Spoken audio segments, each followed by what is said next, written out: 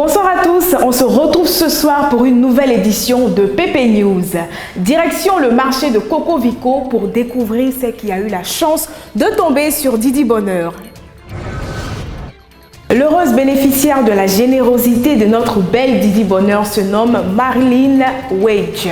Le jeudi 9 janvier, elle ne s'est pas faite prier pour assouvir notre envie de connaître le contenu de son panier. Ainsi, dans ses sachets bleus, on a trouvé des oignons, du riz, des aubergines africaines de préférence, des escargots, du manioc, de la banane plantain, du poulet et des cubes magie. Enfin, tous les ingrédients nécessaires pour préparer une bonne sauce aubergine accompagnée de foutou. Notre interviewée du jour a fait les éloges de la marque Magie qu'elle juge excellente et très bonne pour l'assaisonnement. C'est avec joie et surprise qu'elle a reçu des mains de Miss Pépé Course le remboursement total de ses achats qui s'élevait à 30 000 francs CFA.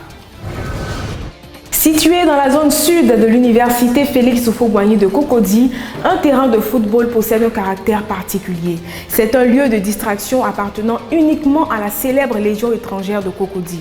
Depuis 4 mois, ils en disposent comme ils l'entendent à toute heure de la journée ou de la nuit. Malheureusement, les étudiants du campus n'y sont pas autorisés, selon M. Ouattara, l'un des cadres du service des sports du Centre régional des œuvres universitaires d'Abidjan. Selon lui, le terrain de football très envié par les étudiants a été construit par un opérateur économique français.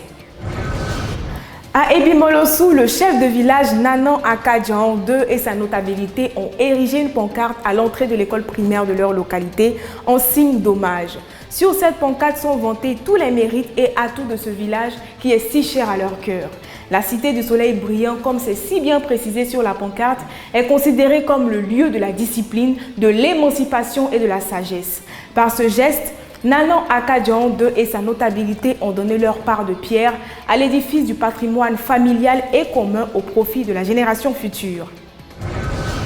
En économie, nos caméras se sont braquées sur 2 entrepreneurs résidant dans la commune de Yamoussoukro. L'un vend des produits cosmétiques et l'autre a plutôt opté pour la vente de mèches humaines traitées chimiquement. Il s'agit de Sali Diarra alias Sali Pomade et Hassan Savadogo, propriétaire du magasin de mèches Fréquence Star. Le problème majeur rencontré dans ce domaine d'activité est la rude concurrence selon ces 2 commerçants, car de jour en jour, de nombreux entrepreneurs naissent et s'intéressent de plus en plus à la vente d'articles féminins. Merci à tous d'avoir suivi ce journal. J'espère avoir su mériter votre précieux temps.